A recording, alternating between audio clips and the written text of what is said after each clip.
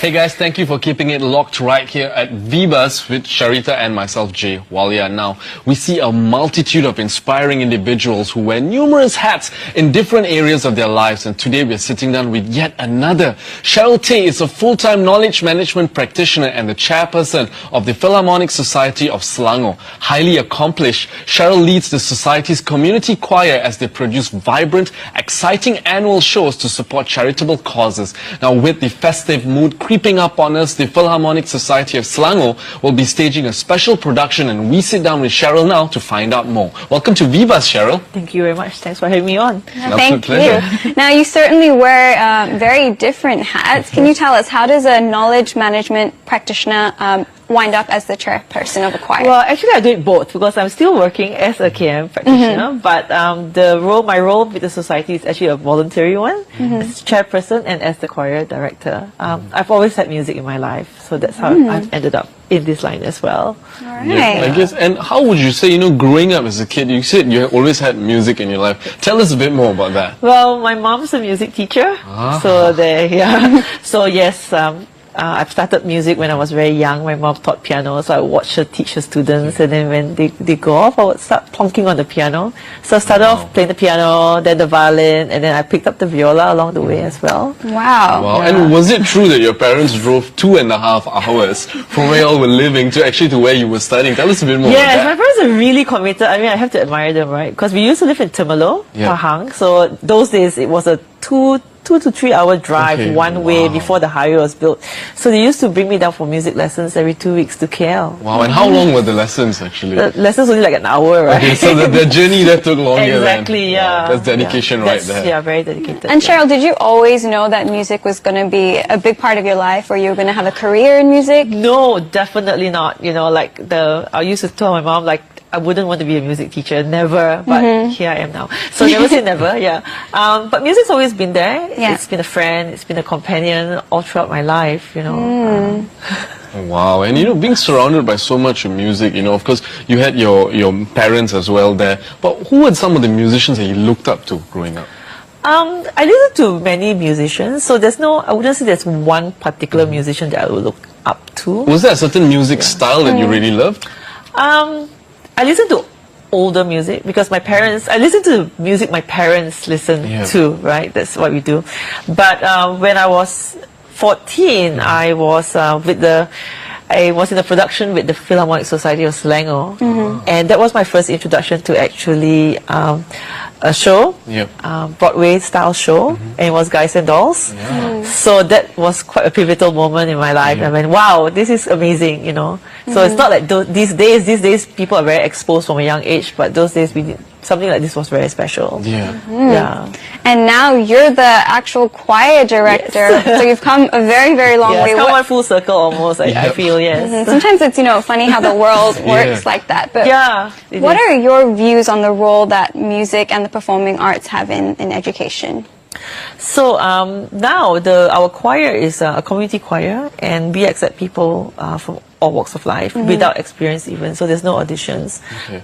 Because for me, music is very important, right? In terms of education, I feel that if I didn't have music in my life growing up, I probably wouldn't be the person I am today. The way I think and everything, I think, was affected by music, because studies have shown that students or children who have access to music do better in their studies. Because it just helps you wire your brain differently as well.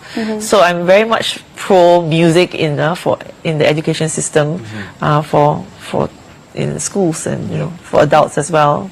And of course, whenever you have a society like that, now what has the society done in terms of promoting the arts? So the society is 58 years old, which makes us one of the oldest music societies in Malaysia. In the past 58 years, we've done a lot of productions, a lot of shows.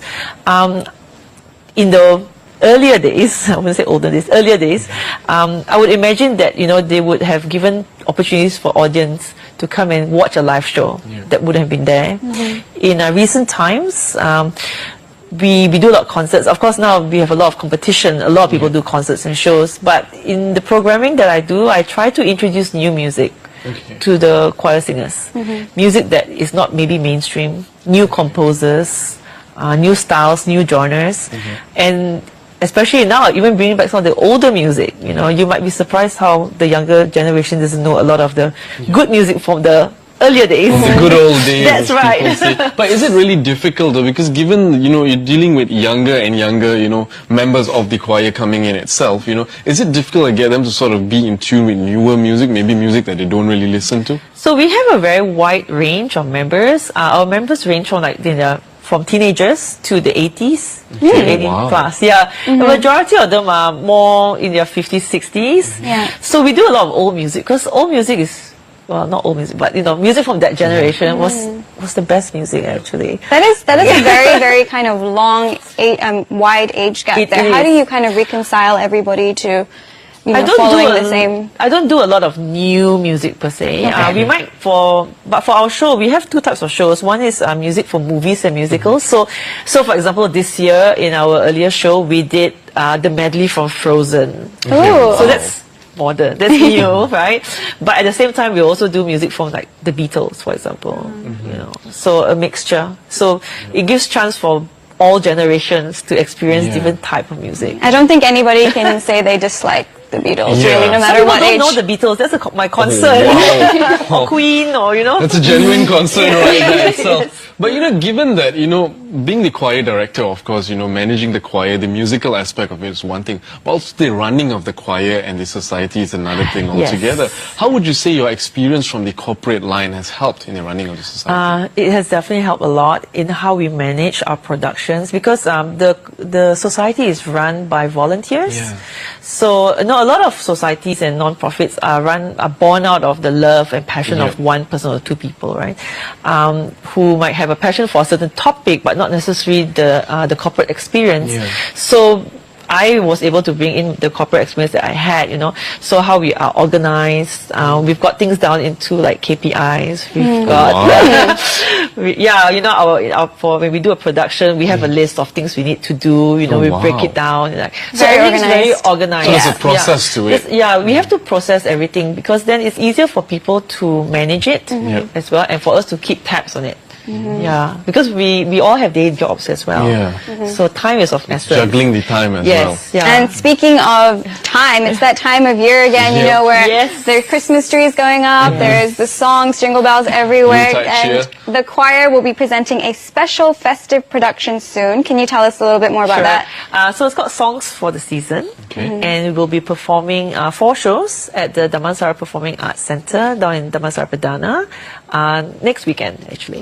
Yeah, and so it'll be a selection of some songs that you might have not heard, not Christmassy songs, but songs about the weather. Could you maybe the give us a season. slight, you know, No, you have to insider come, teasing you have to us come here a and little watch the show, bit. And at the same time, of course, we'll be doing Christmas favorites. And one of the things we like doing is a sing-along. Because there's nothing like getting into the Christmas spirit than actually singing yourself, you know, not just being a passive audience member. And our audience loves that. So we will have like the lyrics put up on screen. Then everyone can join in. Yep. What's your favorite song to play during this season?